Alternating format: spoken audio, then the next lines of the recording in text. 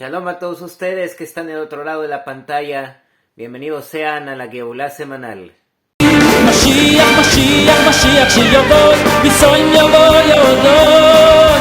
Mashiach. En esta ocasión vamos a hablar acerca de la Perashá de Vairá. En esta Perashá se nos cuenta acerca de lo que es del proceso de cómo el pueblo de Israel vio los milagros de las 10 plagas y por medio de ellas empezó a surgir lo que es el milagro de la salida de Egipto. Menciona la parte mística de la Hasidut acerca de lo que es el significado esencial, el significado espiritual de lo que es la salida de Egipto. En cada uno de nosotros existe un Egipto espiritual, existen esclavizaciones, existe un Egipto espiritual que nos quiere seguir esclavizando, nos quiere seguir carcomiendo por dentro y en el cual no nos deja ser lo que en verdad tenemos que ser, no nos deja despertar nuestra esencia, no nos deja expresar la esencia de lo que nosotros somos en general en lo individual y en lo general también. Esto se puede ver en el sentido sencillo de que el pueblo de Israel, estando esclavizado en Egipto, no podía expresar con toda libertad, con toda soltura, no podía expresar la misión ultimativa por la cual existe el pueblo de Israel, que es el unificar el nombre de Hashem, por medio de los preceptos que Dios le dio primeramente a los patriarcas Abraham, Isaac y Jacob, y después, más tarde, después de la salida de Egipto, en Matan Torah, en la entrega de la Torah. O sea, entonces, esto nos enseña, la Perashá de hecho nos enseña de que cierta Ushmi Abaya lo nodati laem, o sea, empieza la Perashá diciendo: yo me he revelado ante Abraham, Isaac y Jacob, pero mi nombre Abaya, mi nombre Yud Ke Vav Kei, el nombre divino de 4 letras, el tetragramatón de 4 letras Yud Hei Vav Hei, no, en esa forma no me he revelado todavía al pueblo de Israel. Hasta ese momento es que se reveló a Moshe Rabenu con el nombre Yud Ke Vav Kei. O sea, tenemos que entender cuál es la esencia del nombre Yud Ke Vav Kei, del nombre inefable de Dios. El nombre inefable de Dios, Yud Ke Vav Kei, representa el hecho de que Dios es infinito, la infinitud de Hashem, tal y como ésta está en el pasado, presente y futuro al mismo tiempo, tal y como está más allá del tiempo, del espacio y también más allá de la limitación física de este mundo. O sea, entonces ciertamente ante los patriarcas se reveló en una forma un poco más limitada, Dios se reveló en una forma más limitada. En este caso se reveló Dios tal y como está dentro de la limitación, tal y como se revela dentro de la naturaleza, pero ahora en ese momento en el cual se estaba en una esclavitud tan fuerte como la de Egipto, se necesitaba el Shem Havaya, se necesitaba el nombre de Dios que representa la infinitud, que va más allá del tiempo y el espacio, que va más allá de la limitación de la naturaleza de este mundo. ¿Para qué? Para poder trascender esa limitación tan grande, esa esclavitud tan grande de Egipto, se necesita la fuerza infinita de Hashem, ciertamente. Menciona el Naví Zeharia, el profeta Zacarías, menciona de que Kimetzet Hameretz Mitzrayim, haré un iflaot, así como en los días de tu salida de Egipto, así también, de la misma forma también ocurrirán maravillas, también en la época de la redención final. Y estas maravillas las estamos viendo precisamente en nuestro tiempo. O sea, entonces explican los sabios y explica también el Rebbe de que de la misma forma en la cual sucedieron milagros, los mismos milagros, la misma clase de milagros que sucedieron en la salida de Egipto, milagros parecidos pero magnificados, pero a gran magnitud, a gran escala, pero siguiendo el patrón de la salida de lo que sucedió en la salida de Egipto, es lo que va a suceder precisamente en la redención final. El mismo patrón de milagros que hubo en la salida de Egipto, pero magnificado a mayor escala, a mayor magnitud, es lo que estamos viendo en este tiempo de la redención. Pero por otro lado está también lo que se le denomina la mentalidad del exilio. ¿De dónde podemos aprender en la Perashá acerca de la mentalidad del exilio? Lo aprendemos del faraón. Aprendemos del Paró Melech Mitzrayim, del rey de Egipto, el faraón. Menciona la Perashá de que después de cada plaga, Vayihasek Hashem et lev Paró, Mencionan los comentaristas de la Torá de que el faraón, en este caso, al principio tenía el libre albedrío de elegir si sí, si no, o sea, si él aceptaba liberar al pueblo de Israel porque estaba viendo el poderío de Hashem, el poderío de Yud Kevab Kei, el poderío del Dios de Israel, tal y como está, tal y como más allá de la naturaleza, el poderío de Dios tal y como trasciende los límites de la naturaleza y es un poder infinito. O sea, al ver eso, el faraón tenía dos opciones. La primera es doblegarse ante el poder infinito de Dios y dejar salir en verdad al pueblo de Israel, o tal vez no, o sea, o tal vez el ser terco, el ser obstinado y no dejarlo salir. O sea, entonces mencionan nuestros sabios de que el faraón de un principio, él eligió, en este caso, él eligió por el libre albedrío que toda persona tiene, él eligió el no dejar salir al pueblo de Israel de la tierra de Egipto, pero ya con el transcurso de la repetición de esa elección tan negativa, del querer ser terco y necio y empecinado en no dejar salir al pueblo de Israel, ellos tienen que quedar aquí, y aún viendo de que el pueblo, y aún viendo tal y como vamos a ver en la siguiente Perashá, Terem Tedaki Avda Mitzrayim, hasta el grado de que los adivinos del faraón y los consejeros del faraón le estaban diciendo, ya déjalo salir, ya está perdida Egipto, ya la gran potencia mundial de aquel entonces, la Estados Unidos de aquel entonces, está perdida, ya la gran potencia mundial está perdida, ¿no sabes? ¿Acaso no te has dado cuenta, faraón, de que ya está perdida Egipto? O sea, de que ya o sea, de que ya finalizó el poderío de lo que fue Egipto, o sea, y todo, ¿por qué? Por el empecinamiento del faraón que tuvo de no dejar al pueblo de Israel. Entonces mencionan nuestros sabios que ya para esa etapa tan avanzada de su empecinamiento, de su terquedad, en ese momento ya prácticamente el faraón había endurecido. Ahí es cuando se dice de que Dios endureció el corazón del faraón. Dios ya había en este caso hecho de que el corazón del faraón fuese un corazón de piedra. O sea, prácticamente Hashem ya tenía en este caso, o sea, prácticamente, o sea, ya no tenía ningún tipo de libre albedrío el faraón a tal grado de que lo único que tenía era 100% maldad, 100% empecinamiento, 100% terquedad de no dejar al pueblo de Israel salir de Egipto. Este aspecto es precisamente el aspecto principal de lo que es el Yetzer Hara, de lo que es la mala inclinación que existe en nuestro tiempo. Desde hace 30 años para acá, desde 1991 y 92 para acá, existe un Yetzer Hara, existe lo que es el mal instinto en las personas que se llama mentalidad del exilio. ¿Qué significa mentalidad del exilio? Lo vamos a dividir en tres. Aspecto número 1. La primera parte de la mentalidad del exilio es, tal y como vemos dentro de la actitud del faraón. El faraón en este caso no quiso tener ningún tipo de doblegación, él no quiso tener ningún tipo de contrición y actitud de humildad ante la esencia infinita de Dios. Y al contrario, en este caso, él se rebeló en contra de eso y no dejó ir al pueblo de Israel, o sea, se empecinó en contra de eso, o sea, hizo totalmente lo contrario.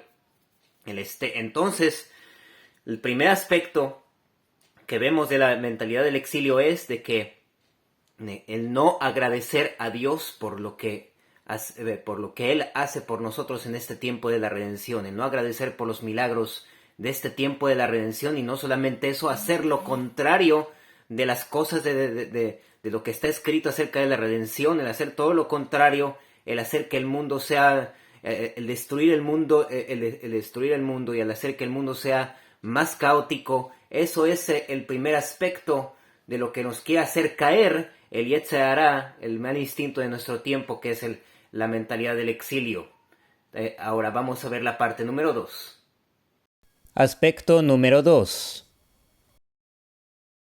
La parte número 2 se puede ver en el aspecto de que el faraón había escuchado acerca del acerca del pueblo hebreo, había escuchado acerca del Dios de Israel, había escuchado acerca de todas estas cosas, pero al final de cuentas él no tuvo él tuvo ciertamente libre albedrío, pero él buscó de una forma, con un odio más allá de la razón. Él buscó en este caso el hacer el divide y vencerás, dividir al pueblo de Israel, ya que él buscaba dividir al pueblo de Israel, ya que en aquellos entonces, tal y como menciona el Midrash, había muchas gentes del pueblo de Israel que ya se estaban asimilando a la cultura egipcia, se estaban asimilando a la forma de ser de los egipcios y querían ser como ellos.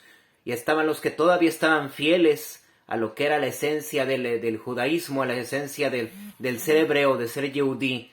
Entonces el faraón, él quería dividir y vencer, en este caso él quería, y lo mismo también nos quiere hacer caer el Yetzer Hara, el mal instinto de nuestro tiempo, la mentalidad del exilio es lo que también nos quiere hacer caer, el segundo aspecto de lo que nos quiere hacer caer, nos quiere hacer caer en la división, en la distensión, en el mahloket, en las peleas, en el odio sin razón, en el odio gratuito, sin una razón de peso. O sea, de hecho mencionan nuestros sabios de que la sinat hinam, el aspecto del odio gratuito, es el hecho de que la persona crea para sí mismo todo tipo de pretextos y de interpretaciones de que no, yo odio a fulanito porque me cae porque me cae gordo. Y me cae gordo, ¿por qué? Porque es por tal y tal cosa. Pero esas cosas, esos pretextos que la persona crea en sí misma, en su mente y en su corazón,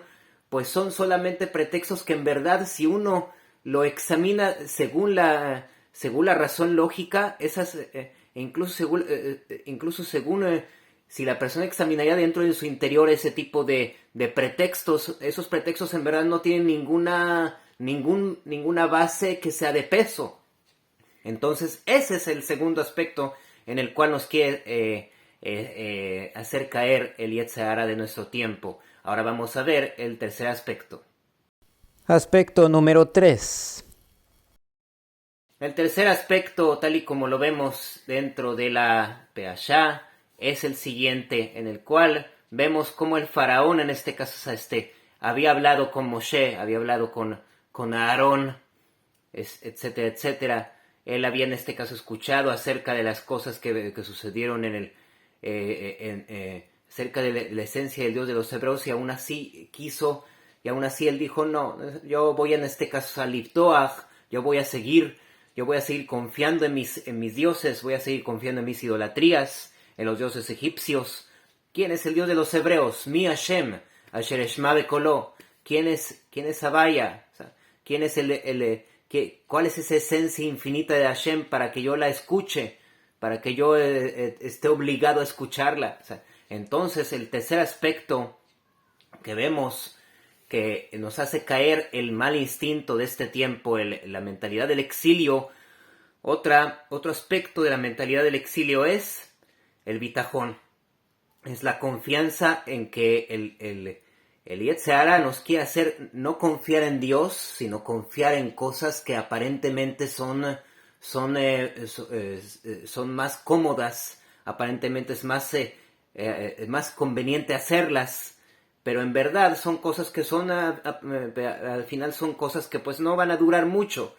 De la misma forma vemos mucha gente que pues cae desgraciadamente en confiar demasiado en el Dios dinero, en el becerro de oro que es. Hay mucha gente que desgraciadamente confía demasiado en que no, en tener una buena posición económica y una buena posición social, eso me va a dar mucha estabilidad y esto lo otro. O sea, yo para qué quiero Dios, yo para qué quiero una conexión con Dios. Pero eso, tanto el dinero como también la posición social pueden cambiar de un día para otro. La persona puede pasar de rica a pobre, la persona puede pasar de ser una persona popular a ser una persona total y completamente impopular. O sea, las cosas ese tipo de cosas son cosas temporales, total y completamente cambian.